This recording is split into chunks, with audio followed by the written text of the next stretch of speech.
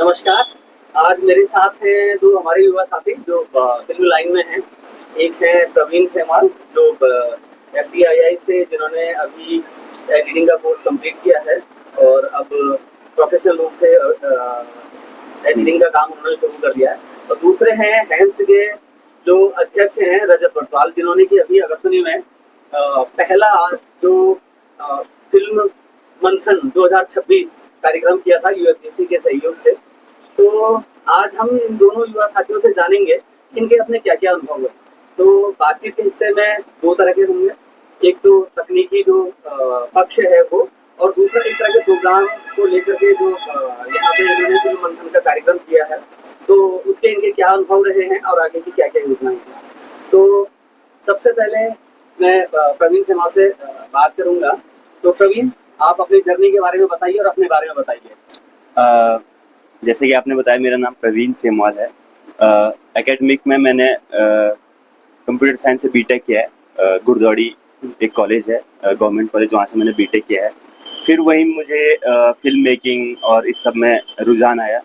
फिर मेरे कुछ साथी, 2-3 साथियों ने मिलके फिल्म में कैमरा लिया, किसी से मांग के कैमरा लिया, कभी म्यूजिक वीडियो बनाई, कभी एक दूसरे का ऐसी शॉर्ट फिल्म बोल के कुछ शॉर्ट फिल्म शूट करना स्टार्ट किया।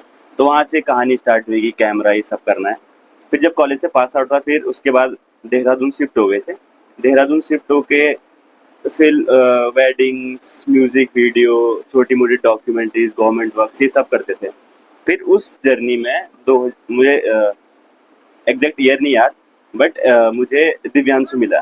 तो दिव्यांशु का मैंने एड शूट किया था आई थिंक 2018 या 19 में। तो दिव्यांशु स्टंट करता था, तो मैंने उसकी एक वीडियो देखी थी, दिव्यांशु रौतेला जो स्टंट करता था। तो मुझे एक ऐड बनाना था, वो हेयर जेल का ऐड था। तो हमने वो ऐड शूट किया। फिर मुझे पता चला कि दिव्यांशु इधर अगस्मुनि का ही है। फिर वो ऐड सेलेक्ट हुआ जापान में। तो हमारे एक सीनियर हैं राहुल सर, वो अभी एफटीआई में ही है। तो वो जापान गए थे इंडिया को रिप्रेजेंट करने। उसमें 7 लोग सेलेक्ट हुए थे, उनमें राहुल रावत जी भी थे। तो फिर तब मुझे दिव्यांशु से मिला मैं। फिर दिव्यांशु ने एक बार मुझे बताया कि मेरे कोई जानने वाले भैया हैं, वो फिल्म शूट करने जा रहे हैं। तो मैंने पूछा कि अगर तू मुझे भी ले जा सकता तो क्या ले जाएगा। उसने बोला भैया श्योर नहीं है, मेरा भी कंफर्म नहीं है कि उतने लोग जाएंगे, छोटा क्रू है, बहुत छोटा क्रू है। फिर उसी समय दौरान, उसी टाइम पीरियड में हमने एक कॉलेज में बच्चों के ऊपर एक फीचर डॉक्यूमेंट्री शूट की। तो मुझे ये था किसी को दिखानी है। तो मेरे दिमाग में आया कि दिव्यांशु एक जो भैया हैं उनको दिखाता हूँ। तो मैंने उनको बुलाया और मैंने बोला कि मैं अपनी डॉक्यूमेंट्री दिखाऊंगा, आप मुझे अपनी शॉर्ट फिल्म दिखाना। उस समय पर रजत नहीं आया था उस पहली बार। तो पहले मैंने उन्हें अपनी 1.5 घंटे की डॉक्यूमेंट्री दिखाई। बहुत पहली बार बना रहे हैं वो, एक नू बोल सकते हैं, एमेचर बना। फिर संतोष रावत जी ने मुझे पाताल दी दिखाई। तो फिर मुझे शर्म आ गई कि मैंने कहा अच्छा मैंने तो इनको गलत, मतलब it was so that feeling कि यार ये तो बहुत प्रोफेशनल हैं, इनको मैंने ये क्या दिखा दिया। बट उन्होंने समझा कि तुम्हारी स्टोरी टेलिंग है, ये कहना चाहते हो। मतलब उनको दिखा कि पोटेंशियल कुछ तो है, चाहे तुम काम कुछ भी करते हो फिल्म मेकिंग में, पोटेंशियल है स्टोरी समझने की। फिर उनके साथ चर्चा हुई, फिर रजत मिला मुझे, बहुत चर्चाएं हुई, फोन पे बैठ के कहानियों पे चर्चा हुई, फोक टेल पे चर्चा हुई। मेरे को इन्होंने सारे राइटर्स बताए। रजत और संतोष भाई के पास बहुत सारी किताबों का कलेक्शन था। वो मुझे किताबें देते थे, फिल्म बताते थे, ईरानियन सिनेमा, ये सिनेमा, ये सिनेमा, ये सिनेमा। फिर वो देखना स्टार्ट किया, इंटरेस्ट बढ़ा बढ़ा। तो मेरे साथ एक मेरा जूनियर था कॉलेज में ही। तो जो हमारे वो पूरा प्रोडक्शन हाउस हमने जो स्टार्ट किया था देहरादून में, उसमें थे मैं था, प्रशांत उपाध्याय था, राहुल रावत थे और अमित राणा थे।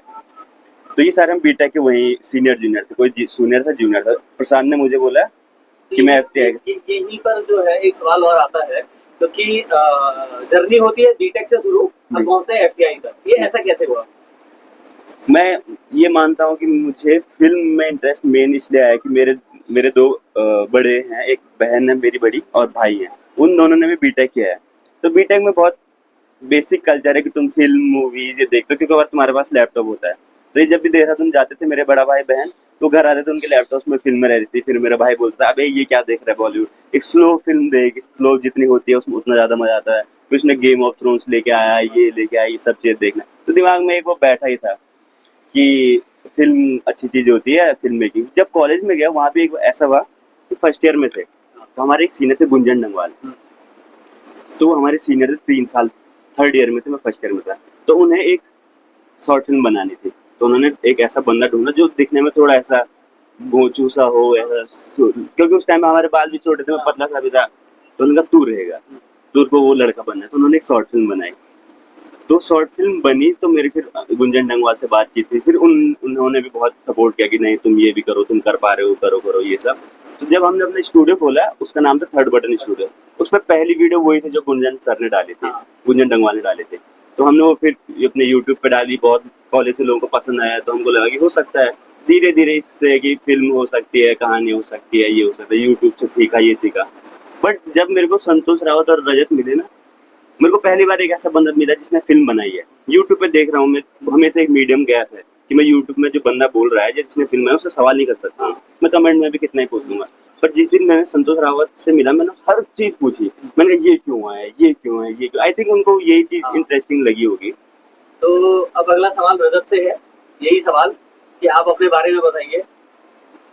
सर मेरी 8th तक मैंने राजकीय इंटर कॉलेज चोपता से पढ़ा हुआ है।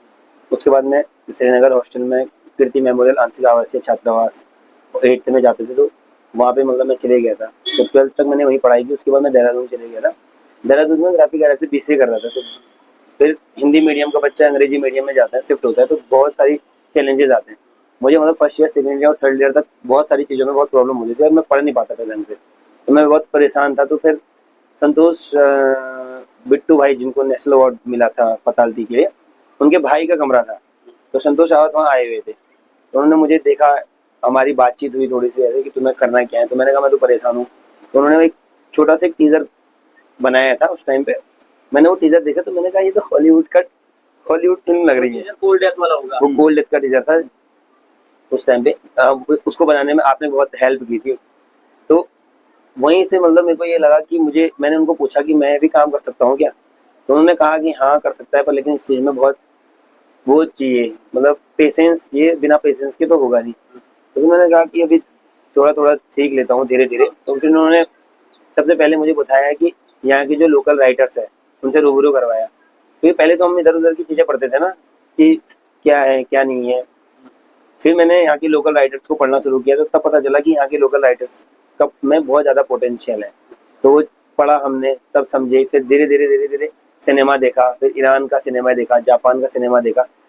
तब थोड़ा बहुत चीज़ें मिली कि नॉलेज में कि हाँ इस तरीके से सिनेमा बनता है, मतलब जो पैरेलल सिनेमा है उस तरीके से बनता है। क्योंकि हमने हमेशा बम्बई या सिनेमा देखा था एज ए कमर्शियल सिनेमा हमेशा से। तो फिर उन्होंने मुझे पूछा था तेरी फेवरेट फिल्म कौन सी है। मैंने कहा मेरे को 3 इडियट बहुत पसंद आया।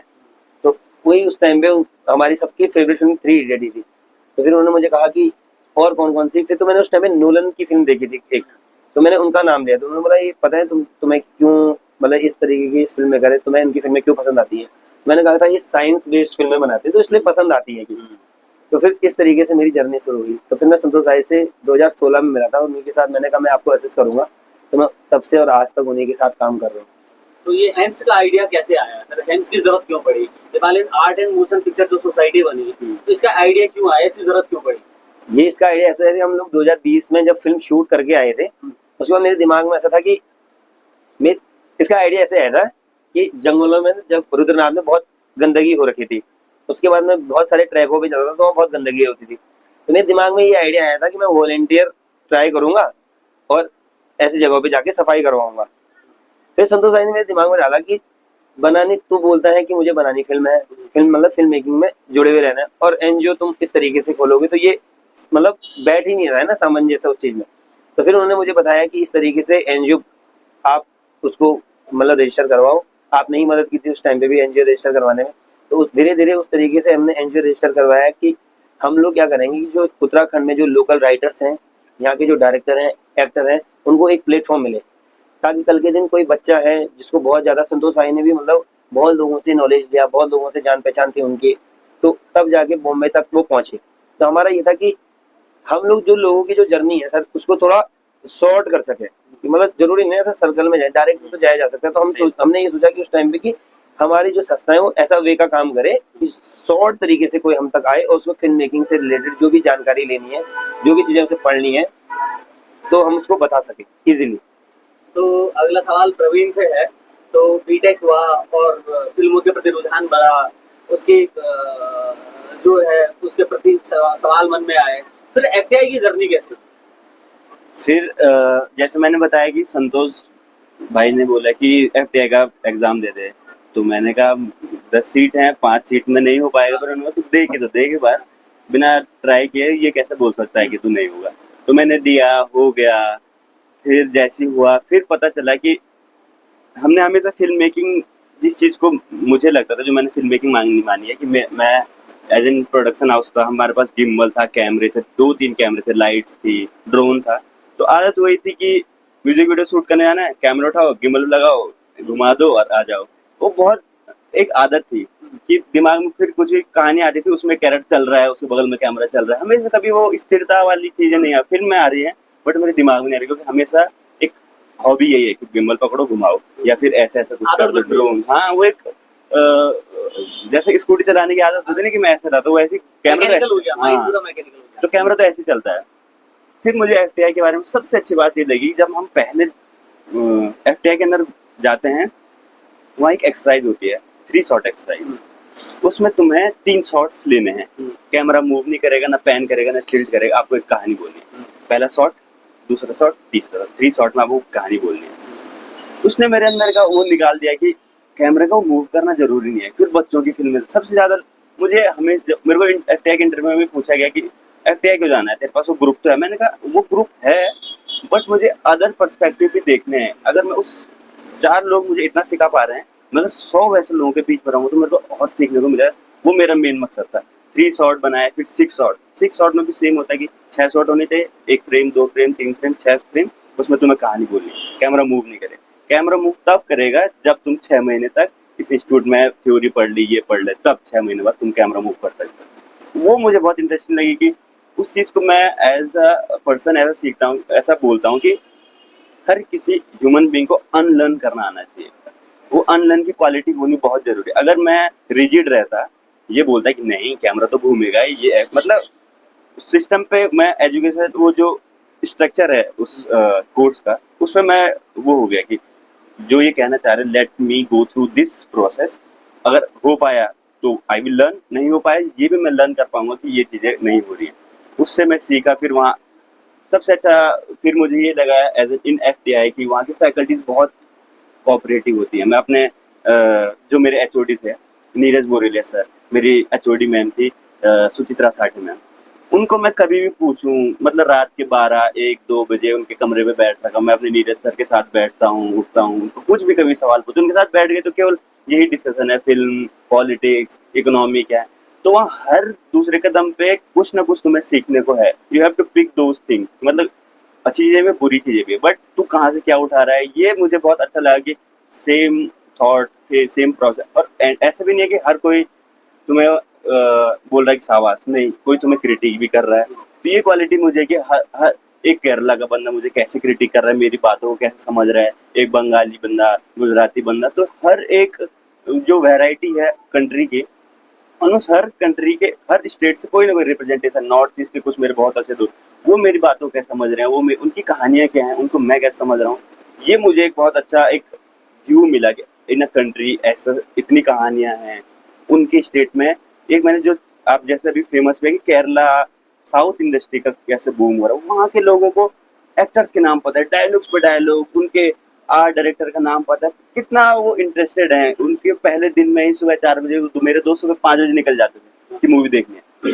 वो अपने लोकल सिनेमा के लिए इतने इंटरेस्टेड हैं, तो वो मुझे कभी ऐसे जेलिसी भी लगती थी, यार हम में क्यों नहीं है, हम क्यों नहीं कर पा रहे। मराठी में भी सेम है कि उनका लिटरेचर ऐसा है, ये ऐसा है, वो हर कोई वहाँ पढ़ा, वो हर कोई उनका अपना लिटरेचर ही अलग है, वो उसके लिए कितना डेडिकेटेड है, उनकी लोकल टंग में ये हो रहा है, वो हो रहा है। तो मुझे लगा कि यार जो मैं फिल्म मंथन का जो मैं सोचा कि हम ऐसा चीज क्रिएट कर सकते हैं। एक वो केरला में भी पहले दिन थोड़े ना होगा, Rome was not built in a day, भी एक कहावत मेरे पापा बोल रहे हैं। तो धीरे धीरे उसमें संतोष रावत, रजत बर्तवाल ने 4 लड़कों को ये सिखाया तो सिनेमा देखना सीखे। आज हमने यहाँ किया, 100 लोग में से 2 भी सीखे होंगे, 2 घर जाके कुछ तो कुछ हुए। तो मुझे ये लगा कि वो जर्नी को हम, जो केवल मेरी एफटीआई की जर्नी को हम कहीं भी रिफ्लेक्ट कर सकते हैं। और इसमें मेरे मेंटर संतोष रावत और रजत ही रहे, तो उनको पता है कि मेंटोर कैसे कर सकते हैं एक क्यूरियस माइंड को। तो वो मुझे लगा कि ये मैंने एफटीआई में भी सीखा, और ये मुझे जो आज 5-6 दिनों में मैंने ये फिल्म मंथन के थ्रू यही चीज़ सीखी, ये चीज़ यहाँ कैसे हो रही है और कैसे हो सकती है। तो अगला सवाल रजत से। पाताल से यात्रा शुरू हुई, जी है ना, लाइन प्रोड्यूसर रहे, उसके बाद हेम्स का आइडिया आया, हेम्स का आइडिया आने के बाद हेम्स के थ्रू पहला अगस्तनी में आपने फिल्म मंथन जो है 2026 कार्यक्रम किया। तो हमारे जनपद के लिए गौरव की बात भी है कि पहला फिल्म फेस्टिवल जैसी कोई चीज यहाँ पे ये आपने यहाँ पे नींव रखी है, ये बुनियाद रखी है, ये एक मील का पत्थर साबित होगा। तो इसको कैसे देखते हैं आप? सर ये है कि मतलब जैसे ईरान में हम ईरान और जापान की बातें इसलिए करते हैं ना सर, क्योंकि सेम माउंटेन है, सेम परिस्थितियां हैं, सेम हमारा लगभग कल्चर भी लगभग सेम है। वहाँ पे ऐसा नहीं कि सर एक आइडिया पे अगर कोई काम कर रहे हैं तो उसमें कम से कम 5-6 डायरेक्टर हैं जो अपने अपने, और हर कोई मतलब फोक टेल्स पे अगर वहाँ फिल्म बना रहे हैं तो 5-6 डायरेक्टर अलग अलग तरीके से फिल्म बना रहे हैं। तो हमारा मतलब मेनली कॉन्सेप्ट ये था कि पहाड़ों में जो लड़के हैं मतलब वो उन लोगों के अंदर पोटेंशियल तो है ही, पर लेकिन उनके पास वो लाइन नहीं है कि किस तरीके से अपने फोक टेल्स को बिठा के मतलब उसको ग्रैंड तरीके से पर्दे पे दिखा सके। अब हमारा ना मेनली हमारा फोकस इस तरीके से है कि अभी हम ये फिल्म मंथन को यूएफडीसी के सहयोग से मतलब दूर दराज के क्षेत्रों में इसलिए करना चाहते हैं कि ताकि वहाँ के जो बच्चे हैं जिनके अंदर इस तरीके की क्यूरियोसिटी है वो एज ए हम तक जुड़े, ताकि वो फिल्मों के मतलब ताकि वो फिल्मों की जर्नी को समझे कि फिल्म कैसे बनाई जाती है। फोक टेल्स को जरूरी नहीं है फोक टेल्स को बहुत आर्ट तरीके से दिखाना है और बहुत सटल तरीके से नहीं, आप ऐसे भी नहीं, आप उसको बहुत ग्रैंड सिनेमा के हिसाब से दिखा सकते हो। अकीरा कुरोसावा जी थे वो ऐसे, हाँ जापान से, तो वो अपनी फोक टेल्स को बहुत ग्रैंड और बड़े स्केल पे दिखाते थे कि लोगों को मजा आता था। तो हमारा मतलब यही इस जो भी फिल्म मंथन हम ये करवा रहे हैं, तो अब हमारा ये है कि आने वाले 10-12 सालों में यहाँ के ज्यादा से ज्यादा बच्चे एफटीआई में जाएं, ज्यादा से ज्यादा बच्चे एनएसडी जैसे अच्छे संस्थानों में जाएं, और ताकि हम लोगों ने तो बहुत छोटी फिल्म से शुरुआत की है, तो बच्चे मतलब अच्छी बड़ी फिल्म से शुरुआत करें, ताकि अगर उनके पास कल के दिन उनके पास मेनली होता है सर फिल्म में कि बजटिंग का, कि बजट आपके पास अगर आइडिया अच्छा है ना सर, अगर आपके पास बजट नहीं है तो उस आइडिया का मतलब उतनी वैल्यू नहीं है। आइडिया के साथ साथ आपके पास बजट भी होना चाहिए। तो हमारा मेनली इस चीज पे वो कर रहे हैं कि ताकि हम इन सब जगहों पे जाके मतलब, क्योंकि हमें हमारे बीच से ही कुछ बच्चे ऐसे निकलेंगे कल के दिन में एजुकेशन दे रहे हो आप, कहने का जी मतलब जी जी जी और एजुकेशन इन द सेंस के आप जो है अवेयर कर रहे हैं, ऐसा नहीं कि क्लासरूम एजुकेशन है जी सर, ये प्रैक्टिकल जो है उनको एक्सपोजर दे रहे हो, है ना, जिसमें कि आप जो एडिटिंग है वो साउंड फिल्में देखने का नजरिया, कोकटेल फिल्मों के कैसे उसको डालना है, इन सब चीजों पे आप काम करो। चलो इतना ही शानदार कार्यक्रम है, उसके लिए आप बहुत बधाई के पात्र हैं और उम्मीद करते हैं कि भविष्य में और इससे भी शानदार और कार्यक्रम होगा। और अगला सवाल अब प्रवीण से है। तो प्रवीण, ये सारी जो यात्रा हुई उसके बाद आपने वहाँ से पढ़ाई की, सवाल ये है कि इसमें क्योंकि किसी भी फील्ड का एक कैरियर होता है, तो इसमें कैरियर कैसे देखते हैं? अगर वो नए बच्चे आने वाले हैं, तो नए बच्चे ने यहाँ फिल्में देखी, अगर वो उसको कैरियर के नजरिए से देखें तो वो क्या करेंगे, वो क्या करना चाहिए उनको? वैसे तो मतलब अभी अभी इतना एलिजिबल नहीं हूँ इस बारे में बताने के लिए कि करियर जिस फील्ड को मैंने चुना उसमें क्या होगा, क्योंकि अभी मुझे 1.5 साल ही हो रहा है। तो मेरा करियर मैं इसलिए मुझे लगता है कि फिल्म इंस्टीट्यूट जाने से मैं मुंबई नहीं जा पाता। मुझे लगता है अगर मैं मुंबई यही रहता, देहरादून में ही काम कर रहा था, मैं कभी मुंबई नहीं जा पाता। बट एफटीआई गया, फिल्म इंस्टीट्यूट जाके मुझे ये पता चला कि ये चीजें हो सकती है। जैसे मुझे संतोष रावत से मिलके ये पता चला कि फिल्म बन सकती है उत्तराखंड में भी, वैसे मेरे को एफटीआई में जाके पता चला कि मुंबई जाना बहुत मुश्किल नहीं है, सर्वाइव किया जा सकता है। तो मेरा पाथ ऐसा रहा कि एक वर्कशॉप लेने के लिए फैकल्टीज आते हैं, एलुमनाई का सर्कल बहुत बड़ा है, एलुमनाई नेटवर्क बहुत बड़ा है। तुम किसी न किसी एडिटर को या डायरेक्टर को अप्रोच करते हो तो तुम्हारे पास एक इंस्टीट्यूट में जाने का एक फायदा ये भी है कि आपके पास एक पोर्टफोलियो है। मेरे पास 3 फिल्मों का पोर्टफोलियो 1 साल के अंदर था। मैंने एक डॉक्यूमेंट्री बनाई थी, मैंने एक 5 मिनट की शॉर्ट फिल्म बनाई, 15 मिनट की शॉर्ट फिल्म बनाई। एक फिल्म बनाने में ऑलमोस्ट जैसे रजत बोला था 20-25 लाख लगेंगे, वो मैं इंडिपेंडेंटली बनाना मुश्किल है। लेकिन बट अगर तुम्हारे पास आइडिया सुंदर है, आप उसको फिल्माना शुरू करो। ये फोन से डॉक्यूमेंट्री, छोटे स्मॉल बजट में भी डॉक्यूमेंट्री कुछ बनाना स्टार्ट करो, तो आपको पता चलेगा टेक्निकलिटीज क्या है। सबसे इजी नहीं बोलूँगा, सबसे बेसिक है कि एडिट, कैमरा, साउंड, ये चीज़ें जो बहुत टेक्निकली है, इनको सॉफ्टवेयर समझना, कैमरे के मूवमेंट समझना इजी, आई थिंक वो हम उसमें मास्टर कर सकते हैं अगर हमारे पास केवल फ़ोन भी है या इस छोटा सा लैपटॉप भी है, तो आप अपनी स्किल्स सुधार सकते हो। बट जो मुझे लगता है कि आपको किसी जैसे देहरादून में भी अभी काफ़ी फिल्म शूट्स होते हैं, तो अगर आपको डायरेक्शन में इंटरेस्ट है तो आप डायरेक्ट किसी को असिस्ट करना, जो मुझे लगता है किसी डायरेक्टर को असिस्ट करना या किसी एडिटर को असिस्ट करना, कि तुम्हें पता भी होना चाहिए कि वर्क फ्लो क्या है। जैसे मुझे, अगर मैं देहरादून में था तो मुझे कोई शॉर्ट फिल्म देता था तो मैं एक वे में उसको एडिट करता था, फुटेज आए कर दिया। बट अब मुझे पता है कि वर्क फ्लो क्या है, इसको यहाँ रखना होता है, ये कुछ फोल्डर स्ट्रक्चर कुछ होता है, अगर वो सेम प्रोजेक्ट कोई और एडिट कर रहा है तो उसको समझने में ईजी होता है। तो असिस्ट करके मुझे ये लगा कि क्राफ्ट को समझने में मदद मिलती है। और सामने वाले का पर्सपेक्टिव क्या है, वो किस एज अ मेंटोर हो जाता है कि जो मेन हेड है वो एक मेंटोर की तरह काम करता है। तो मुझे लगता है कि अभी तो ये भी है कि इंस्टाग्राम पे, यूट्यूब पे काफी लोग शॉर्ट फिल्म बना रहे हैं, तो 20 सेकंड की बना रहे हैं, 25 1 मिनट की बना रहे हैं, 2 मिनट की बना रहे हैं। बट तुम्हें पता चले सेट पे जाना भी एक एक्सपीरियंस होता है। आपको फिल्म शूट होते हुए, कुछ वीडियो शूट होते हुए दिखनी चाहिए। नैरेटिव वो चीज़ है कि म्यूजिक वीडियो एक जोनर है, डॉक्यूमेंट्री, वैसे शॉर्ट फिल्म के जरिए खुद बनाना या कोई बना रहा है तो उसको उससे बातचीत करना कि अच्छा तुम्हारा आइडिया क्या है, क्यों लिखा, सवाल पूछना मुझे लगता है कि एक सबसे अंडररेटेड स्किल है। जैसे मैं इनसे ही पूछा कि क्यों किया, कि वहाँ पे उसका मुंह दिख रहा है, वो क्यों दिख रहा है। तो अगर आपके अंदर सवाल है तो आपको, अगर सामने वाला जवाब दे पा रहा है तो आप उससे जुड़ सकते हो कि अच्छा मैं जब अगली बार शूट हो जाओगे तो मुझे बताना। मैंने ऐसे बहुत बार किया देहरादून में, कोई भी भैया कोई भी फिल्म बना रहे हैं तो मेरे को बता देना, मैं उनके शूट पे गया, देखा कि अच्छा ये ऐसे कर रहे हैं, अब इसका आउटपुट ऐसे हो रहा है, तो मुझे क्या, जो उनका आउटपुट था अगर वो मुझे पसंद नहीं आया तो अच्छा मुझे पता चला कि मेरा टेस्ट क्या है। तो मुझे लगता है अगर करियर की ओर जाना है तो आपको कहीं ना कहीं उस मीडियम में बहुत इंगेज होना पड़ेगा। फिर आपको धीरे धीरे पता चलेगा आपको कैमरा करना है या एडिट करना है, सभी चीजें मुझे नहीं लगता प्रॉपर पढ़ाई करनी है। मतलब जरूर नहीं किताब पढ़ो, हाँ। बट आप इंगेज रहो उस मीडियम से, हर बार एडिट का और देखते हमेशा रहो, सीखने की ललक हमें सवाल पूछना और क्यूरियस माइंड हमेशा एक अच्छा नॉलेज दे सकता है, जो मुझे लगता है। तो वही मुझे एक मीडियम लगा।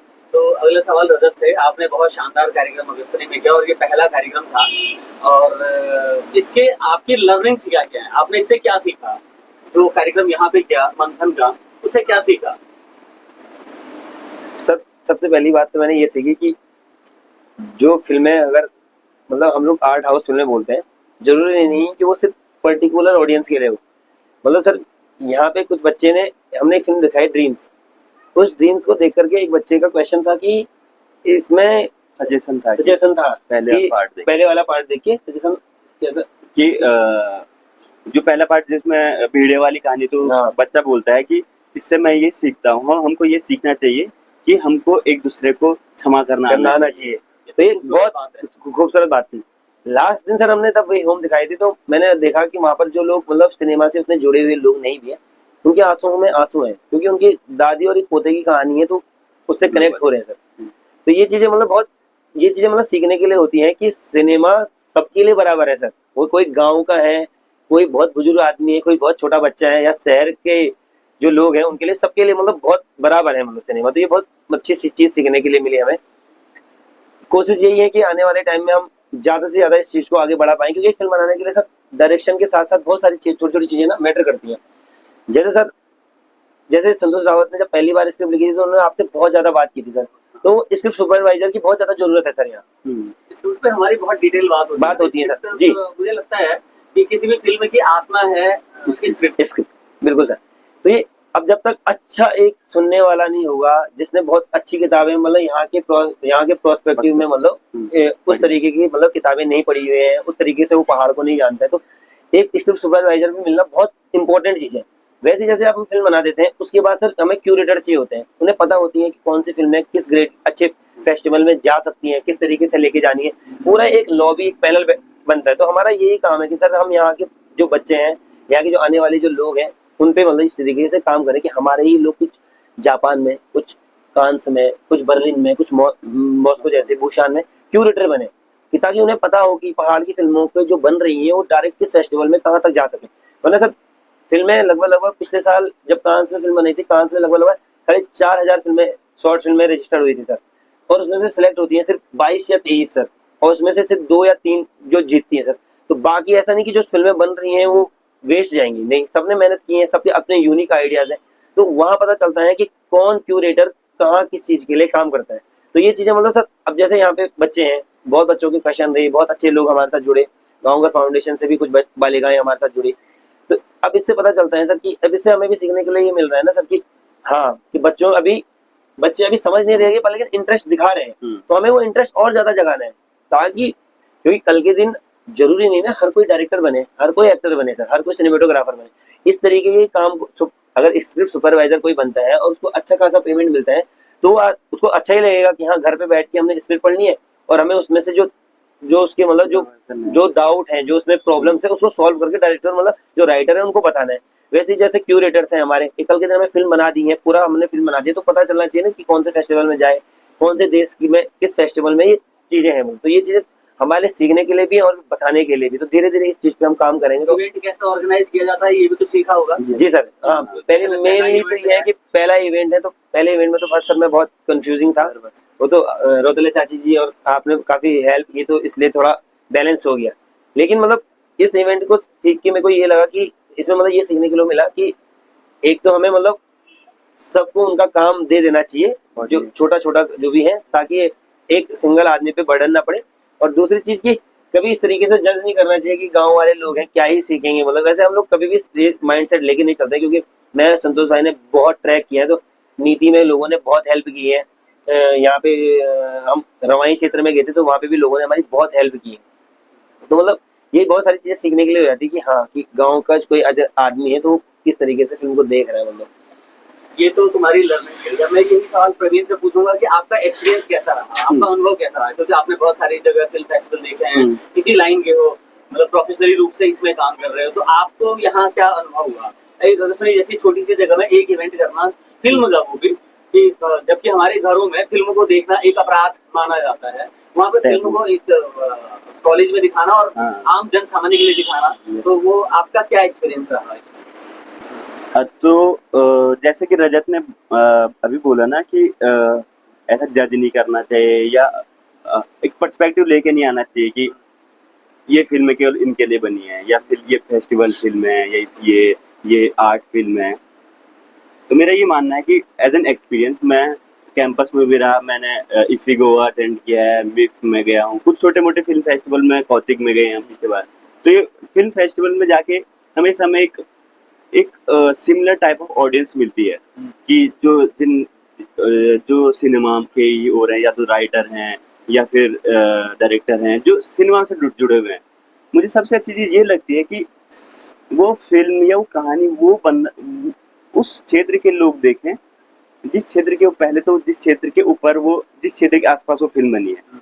दूसरा कि एक ऐसे क्षेत्र में फिल्म प्रदर्शनी करना, जैसे कि अगस्त्यमुनि, इसके पास में मेरा गांव भी है तिमली।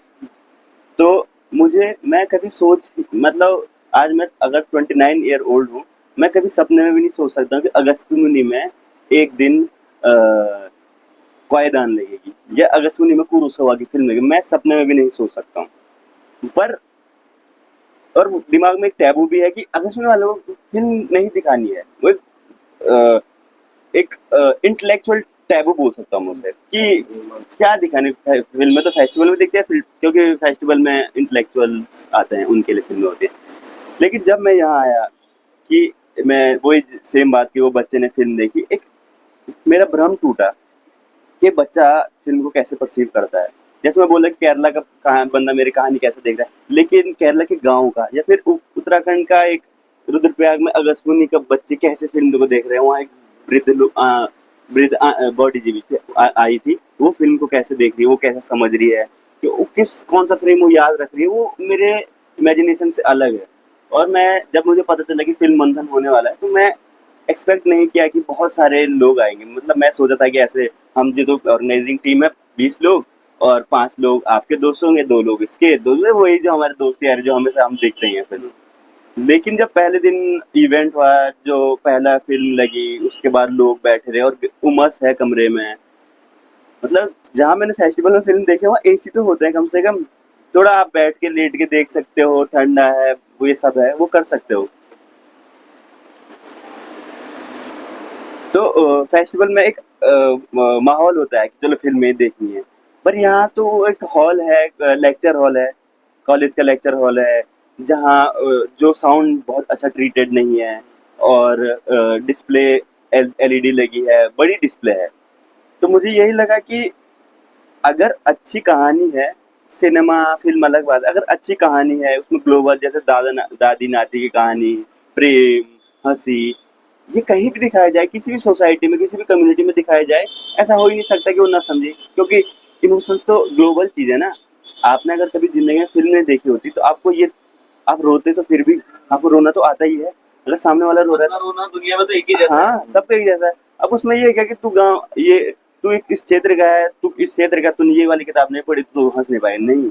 इमोशन, कहानी बहुत ग्लोबल चीजें हैं, और यहाँ आके मुझे कॉन्फिडेंस भी आया है कि हमारे पास ऑडियंस है। हम जैसे रजत बोल रहा है कि हम क्यूरेटर ये बनाने हैं, बट उससे बड़ा मुझे लगता है कि उससे बड़ा ये है कि हम ऑडियंस बना रहे हैं। केरला में फिल्में चल रही है क्योंकि उनके पास ऑडियंस है, और उस पे बात हो रही है। हर लेवल का जो ऑडियंस है वो बात कर रहा है, वो बिल्कुल। सवाल कर रहा है, वो देख रहा है, वो पूछ रहा है, क्योंकि मैं उससे कनेक्ट कर रहा है। इंस्टीट्यूट में भी था, तो इंस्टीट्यूट में भी अब पहले कल्चर था कि हर दिन फिल्म दिखेगी उसके बाद चर्चा होगी, नहीं। अब मैंने 1 साल में मैंने रेयरली कभी देखा है, अगर मैंने अपने ग्रुप में फिल्म देखी तब चर्चा होगी, नहीं तो इंस्टीट्यूट में भी देखा कि 100 लोग बैठे, पिक्चर देखी, शाम को निकले खाना खा रहे, पर सवाल नहीं हुए, जवाब नहीं हुए, किसी ने ये नहीं बोला कि मेरे को जो अच्छा नहीं लगा। हर दिन फिल्म अच्छी नहीं लग सकती ना, जैसे किसी दिन हमने एक फिल्म दिखाई वो बहुत स्लो थी तो लोगों ने बोला ये अच्छी नहीं लगी। तो ये पता भी चलना कि क्या मुझे अच्छा लगता है क्या नहीं लगता, ये भी तो एक नई चीज जानना है ना। जबकि वो भी एक क्राफ्ट था, वो क्राफ्ट दिखाने का मकसद था ये। तो उससे मुझे पता चला कि अगर मैं उसको वैसी फिल्म को 2-3 बार और दिखाऊं तो लोगों को पता, they will we get aware कि ऐसा भी कुछ होता है, ऐसा भी होता है। ये मुझे पसंद आ रहा है नहीं पसंद आ रहा है तो अलग बात है, बट ये एग्जिस्ट भी करता है। तो ये चीज और उसका रिस्पॉन्स क्या है लोगों के, कितने बेसिक सवाल है। हर बार ये नहीं होता कि कैमरा एंगल ऐसा क्यों है, सैचुरेशन ये क्यों है, एडिट ऐसा नहीं, किसी का सवाल ये नहीं रहता। सबको ये रहता है कि उसने वहां पे बैठ के ऐसे क्यों किया, उसने ये तो बात बोली नहीं, वो भागा क्यों नहीं। वो बेसिक जो ह्यूमन की कॉमन हैबिट्स हैं उनको हम हमेशा गैदर करते हैं उनमें से। तो मुझे ये लगा कि मैं हमेशा अमेज्ड ही हुआ हूँ पहले दिन से। और तीसरे कल भी रजत हम वहाँ पे कुछ काम कर रहे थे, एक छोटा सा बच्चा है कि भाई आप यही हो, तो कब आओगे अगली बार हो। तो एक सोसाइटी कनेक्शन है, और वो वही ये कुल मिला करके इस तरह के कार्यक्रम का हासिल यही है। हाँ, जैसे कुछ दिन पहले एक बच्चा मिला मुझे, उसने 2 दिन पहले मैं वहाँ पे कुछ काम कर रहा था तो एक बच्चा आया, इतनी जल्दी खत्म क्यों कर दिया आपने, कि और दिन चलना चाहिए था। अब वो बच्चा रोज स्कूल के बाद आ रहा था सर, वो मतलब नोटिस कर रहे थे ना कि वो 3-4 बच्चे जो अपना क्रिकेट खेलते हैं शाम को, वो क्रिकेट खेलने के बजाय अपना आ रहे थे हॉल में। हाँ, हॉल में देख रहे हैं, कॉलेज का कैंपस है, उसके बगल में क्रिकेट खेलने वाले हैं। उन बच्चों ने क्या किया, क्रिकेट के बैट वहाँ कहीं रखे हुए हैं, सब बैठ के फिल्म देख रहे हैं। तो हमने वो बैट देखा, हमने कहा बैट वाले गायब क्यों रखा, बैट को चोरी करके ले आया। हम लोग बैठ कर किनारे रख लिया, वो लड़के शाम तक आए नहीं क्योंकि अंदर ही बैठे हुए हैं। शाम को ढूंढ रहे भैया यहाँ बैठ रहा है, तो बट वो इंगेज हो रहा है कि उसको बैट बॉल से भी मतलब नहीं है, अभी वो इंगेज है तो आ सकता है। वो मतलब पोटेंशियल है, पोटेंशियल का पता चला है, और वो होना मुझे लगा कि वो सफलता है फिल्म मंथन की, पता चलना कि ग्राउंड में पोटेंशियल है, ऑडियंस है, सवाल है, हमारे पास कोई जवाब है नहीं है, ये अभी पता चल ही रहा है।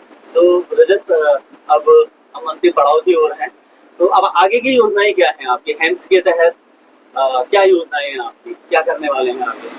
सर पहले तो हम चाहेंगे कि इसी तरीके के प्रोग्राम हम छोटी छोटी सिटीज में, जैसे कि गोपेश्वर है, पौड़ी है, श्रीनगर है, या उत्तरकाशी है, और हमारी सांस्कृतिक नगरी है, सांस्कृतिक नगरी है, जैसे आपने बताया, कुमाऊं जैसे अल्मोड़ा की तरफ अल्मोड़ा है। तो हम चाह रहे हैं कि ये प्रोग्राम धीरे धीरे हम लगभग जो हमारा इस तरफ का हिमालय है उसमें मतलब दूर दराज तक पहुंचे और इस तरीके के प्रोग्राम करें, और हिमालय फिल्मों के माध्यम से हाँ लोगों तक कनेक्ट हो पाए, एजुकेट करें, और फिल्म एजुकेशन के लिए एजुकेट करें जी। ताकि आने वाले टाइम पे बच्चे अच्छे संस्थानों में जाएं, अच्छा सिनेमा देखें और अच्छा सिनेमा बनाएं। कुल मिला के हमारा ये मेन टारगेट है। प्रवीण, आप इसमें आगे बढ़े हैं और अब इसको प्रोफेशनल रूप में आप काम करने लगे हैं इस लाइन में, एडिटिंग वाली लाइन में, तो इसकी संभावनाएं क्या क्या हैं, और जो नए बच्चे आना चाहें उन्हें क्या क्या करना चाहिए? जैसे मैंने पहले बताया, संभावना मतलब एक चीज ये भी है कि मुझे 2015 में पता चला कि इंस्टीट्यूट भी एक चीज है। तो जब फिल्म मंथन हुआ तो जब संतोष रावत ने या आपने हमने 4 बार एफटीआई बोला हो तो जो क्यूरियस माइंड है वो करेगा ना सर। जैसे मुझे क्लास 8 में पता चला कि आईआईटी क्या होता है, तो एक कीड़ा बैठ गया कि आईआईटी कुछ बहुत बड़ी चीज है, तो इसलिए बीटेक भी किया। कहीं ना कहीं ये रहता है कि वहाँ सबसे अच्छे इंजीनियर्स होते हैं, इंजीनियर। तो वैसे कि एफटीआई पता भी तो होना चाहिए। एफटीआई नहीं पता, सिनेमा तो पता हो, फिल्म क्या होती है, किसी ने किसी डायरेक्टर का नाम लिया, वो अवेयर करना कि छोटे छोटे बीज डालना कि ये बच्चे ये चीजें होती हैं।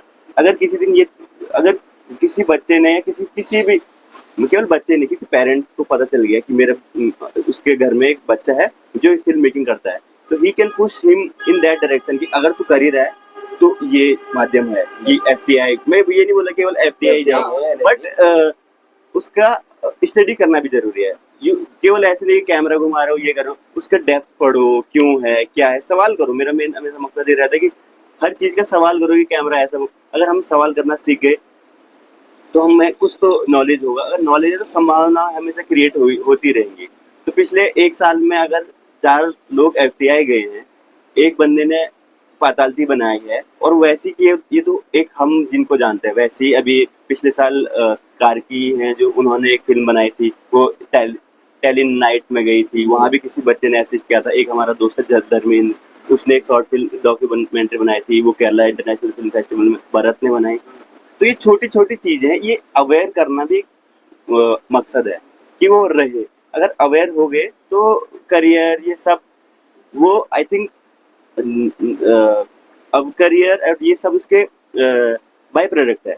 अगर आपको पता है कि फिल्म बनती है, कैसे बनती है, ये आपने पूछ लिया, तो करियर आप I think you will find your way, the way to the film. तो वैसे जैसे पर्सनल यही रहा कि फिल्म पता चली तो पता चला कि ऐसा बनती है फिल्में, एफटीआई गए, एफटीआई से पता चला कि मुंबई में जाके असिस्ट भी कर सकते हैं, असिस्ट कर सकते हैं। तो एक बार असिस्ट करना स्टार्ट करें तो पता चलता है कि फीचर फिल्म कैसे बनती है, डॉक्यूमेंट्री कैसे बनती है, 6 एपिसोड कैसे एडिट होते हैं। ये धीरे धीरे वो फिर क्यूरियोसिटी पे वो हो ही जाती है। और अगर इंस्टीट्यूट नहीं भी जा रहे हैं, अगर इंस्टीट्यूट नहीं है तो ऐसे लोग भी हैं हमारे बीच। संतोष राव जैसे, रजत तरीके से एजुकेट हुए हैं। 1.5-2 साल तक तो उन्होंने ही मुझे एजुकेट किया ना। कभी कभी ऐसा लगता है कि एफटीआई जाना फॉर्मेलिटी थी, इतना अवेयर में इन्होंने कर दिया था कि फिल्में ऐसे होते हैं, ये ऐसे होते हैं। तो अगर इतना अवेयर है तो आप इसको कल मैसेज करोगे भैया कल के दिन फिल्म बनाओगे तो मुझे बताना, मैं आपके क्रू में होना चाहता हूँ। वैसे किसने भरत का नाम सुना होगा, भरत को कोई मैसेज कर देगा। यशस्वी भाई का नाम सुना होगा तो यशस्वी कोई डीएम कर सकता है। अब तो इंस्टाग्राम में फोन मैसेज करते हो भैया मैं ये करता। आई डोंट थिंक वो कभी मना करेंगे भैया मैं शॉर्ट रील बनाता हूँ या ये बनाता हूँ बट मुझे ये भी करना है, तो हमेशा बोलेंगे यू आर वेलकम। जैसे मैंने यशस्वी भैया से भी बात की, यशस्वी भाई बोलता है कि अगर तूने किया है तो you can come, you can join, तेरे पास कुछ आइडिया है, ही कैन प्रोड्यूस। वैसे संतोष और ये भाई ये रजत है कि सुपरवाइज कर सकता है, आइडिया भी डिस्कस कर सकते हैं। जरूरी नहीं है कि एक ये भी है कि इंस्टीट्यूट को पास ला सकते हैं हम इस मामले में। ये इंस्टीट्यूट ये भी तो इंस्टीट्यूट है कि आप मैं बैठे हैं, आपने मुझे 2 किताबें दी हैं, वो भी एक इंस्टीट्यूट है। यही तो होता है कि मेरे पास मैंने ये पढ़ा तू भी पढ़, मेरे को ये आता तू भी पढ़। तो आई थिंक वो करियर एक चीज तो और भी है कि बड़े कोर्सों के अलावा अब तो एफटीआई और एसआरएफटीआई ने भी क्रैश कोर्स शुरू किए। तो हर फैकल्टी हर डिपार्टमेंट में जो है उन्होंने क्रैश कोर्स शुरू किए हैं। 15 दिन के, 21 दिन के, महीने के, 20 दिन के, 10 दिन के, इस तरह उन्होंने क्रैश कोर्स शुरू किए हैं। तो वो भी किए जा सकते हैं। पहले मुझे लगता था कि केवल पुणे पहले देहरादून में भी होते थे, बहुत टाइम से बंद हो गए। जब आई थिंक सुदर्शन सर लोग ने कराए, सुदर्शन जुयाल सर जो है उन्होंने कराए हैं। अब उसके आई थिंक 2-3 साल से देहरादून में नहीं हुए, बट हम हेम्स के through we can talk to FTI, क्योंकि अब वहाँ जानने वाले हैं। यूएफडीसी के थ्रू हम एफटीआई से बात कर सकते हैं या वर्कशॉप कर सकते हैं, क्योंकि अब एफटीआई भी एक्सप्लोर कर रहा है। वो गोवा में उसने अभी की है, गोवा में 1 महीने की रेजिडेंसी थी। फिर यहाँ ईटानगर में तो उन्होंने कैंपस स्टार्ट कर दिया है। तो वैसे आई थिंक देहरादून में बेसिक मतलब देहरादून में इसलिए क्योंकि एटलीस्ट एजुकेशनल हब है, तो वहाँ हेम्स के थ्रू अगर एफटीआई की वर्कशॉप, एसआरएफटीआई किसी की वर्कशॉप तो की जा सकती है, क्योंकि प्रोफेशनल लोग जानने वाले हैं। तो और एफटीआई भी उसको सपोर्ट करेगा, तो एजुकेट हो सकते हैं। तो अब आखिरी सवाल कि आपके जो अभी आपने यहाँ फिल्म मंथन में एक पार्टिसिपेंट के बतौर रहे, एक दर्शक के बतौर रहे, आपके सुझाव क्या हैं कि इस प्रोग्राम को और बेहतर कैसे किया जा सकता है, कि इसमें क्या क्या चीजें जोड़ी जा सकती हैं या क्या क्या चीजें हमें इसमें हटानी चाहिए कि और बेहतर हो सकता है ये? क्योंकि रजत यहाँ पे हैं, इसके मुख्य जो करता धरता है वो यहाँ पे हैं, तो इनको भी सुझाव कुछ दीजिए कि और बेहतर इसमें क्या क्या किया जा सकता है, क्या क्या जोड़ा जा सकता है। जो चीज मुझे लगी कि मैं इंफ्रास्ट्रक्चर पे ज्यादा बोलूंगा नहीं कि अवेलेबल नहीं है कि हम हॉल कर सकते हैं, हाँ। साउंड टेक्निकली साउंड कर सकते हैं, स्क्रीन कर सकते हैं, वो तो यहाँ सबको पर इतनी पता ही है। संभावना क्या जहाँ जो पॉसिबिलिटी है उसमें बेस्ट करके देना इज आवर गोल, तो वो करना, वो अप्रिशिएट करता हूँ उस चीज के लिए। मुझे जो लगता है कि फिल्म पे चर्चा एक अलग समूह, मतलब फिल्म देख ली तो फिल्म देखने के बाद थोड़ा एक ब्रेक भी मिल जाए, हाँ। क्योंकि ऐसा उसमें नहीं है कि डिस्कोर्स हो। हाँ उस पर हो, अगर उस पर ब्रेक भी देना है कि चलो अभी देख ली, 1 घंटे बाद उस पर डिस्कशन 1 घंटे बाद रखा जाए। आपको कुछ बेसिक क्वेश्चन पूछना है, डायरेक्टर से कुछ पूछना है, उस टाइम पूछ लो, लेकिन 1 घंटे बाद ना आप कुछ चीजें समझ में आती है, अच्छा समझ वो समाने में टाइम लगता है, फिर उस पर चर्चा की जाए। 1 घंटे बाद बैठ के कहीं पे एक कुछ एक स्पेस ऐसा हो सकता है कि जहाँ पे उस पर चर्चा हो। अगर वो चर्चा हो रही है, उस चर्चा के जो सवाल हैं जवाब हैं उनको नोट किया जा सकता है, उसके अराउंड कुछ एक मटेरियल जनरेट किया, उसके फिल्म की जो चर्चा हुई है उसको अगर हम नोट डाउन करें तो उसकी एक आलोचना या समालोचना जो क्रिटिक उसका बन सकता है। फिर हम उसको अपनी वेबसाइट पे या ये डाल सकते हैं। जो मुझे लगा कि इसको अगर किसी बच्चे ने फिल्म देखने नहीं आया, उसको समझ में कुछ आया, फिर वो शाम को वेबसाइट पे देख सकता है कि अच्छा ऐसा ऐसा था, इनका ये कहने का मतलब था, जो मुझे लगा। और फिल्मों का जो मुझे पर्सनली ये लगा कि कुछ शॉर्ट फिल्म हम और ऐड कर सकते हैं, कि हम पहली बारी में वो बोलना, मुझे नहीं पता कितना जायज है कि बड़ी फिल्म देखना टफ है, लेकिन शॉर्ट फिल्म अगर पहले, जैसे मैं एज एन स्टूडेंट बोल रहा हूँ, बनाने की सबसे पहले हमने शॉर्ट फिल्म भी सीखी, हमने बनाई भी पातर दी बनाई तो 24 मिनट की बाद हमने 5 मिनट, तो शॉर्ट फिल्म ग्रैब करना भी इजी है और क्या बोलते समझना भी इजी है। उस पर अगर फिर 20 मिनट की शॉर्ट फिल्म देखी, उस पर 1 घंटे का बातें हो सकती हैं, बट 1 घंटे की फिल्म पे 1-2 घंटे बातें करो तो आई थिंक वो बैलेंस आउट और दिन के शेड्यूल में टफ पड़ जाएगा।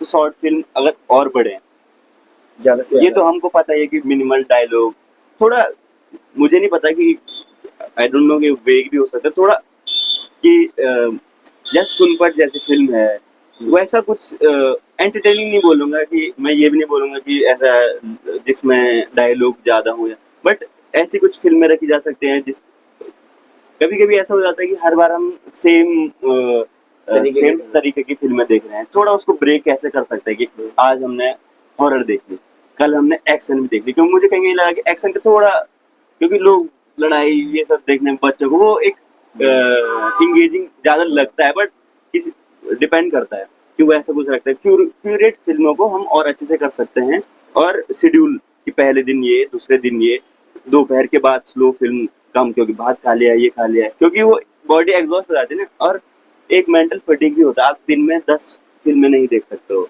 आप दिन में 4 फिल्में ही देख सकते हो, अगर आपने उसमें 2 फिल्म देख ली, ऐसा कुछ हमको एक बैलेंस करना पड़ेगा, जो मुझे लगता है, क्योंकि इतनी सारा इमोशनल वो है कि उसमें ड्रामा हो गया, ये हो गया, अभी मैं उसको समझूंगा फिर अचानक फिर मैंने एक और फिल्म देख ली, वो फटीग हो जाएगा मेंटल पे, इमोशनली आप समझ नहीं पाओगे।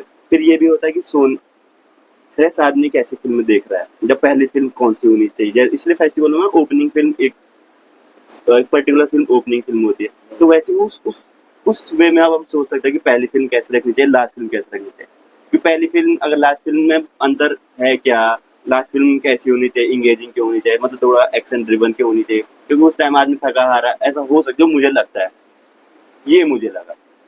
तो ये मैं उम्मीद करता हूँ जो यहाँ के आयोजक थे, मुख्य आयोजक रजत ने भी इसे सुन लिया होगा, और आप लोगों से बात करके बहुत अच्छा लगा। मैं उम्मीद करता हूँ कि आने वाले भविष्य में आप और भी शानदार प्रोग्राम करेंगे। आपने यहाँ पे बहुत सुंदर आयोजन किया और उसके लिए बहुत ही डेडिकेशन के साथ में काम किया, उसके लिए बहुत बहुत धन्यवाद और बहुत बहुत शुभकामनाएं आप दोनों के लिए। Thank you sir, thank you.